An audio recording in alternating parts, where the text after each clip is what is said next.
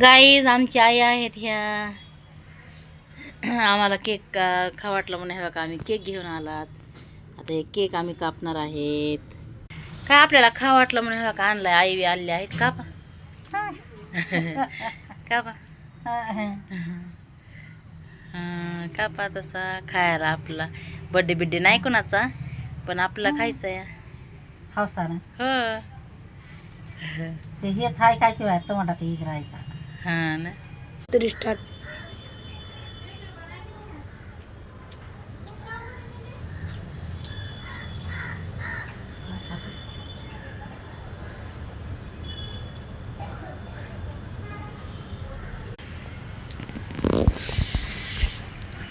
या मग केक खायला गाईस. आता अलीकडे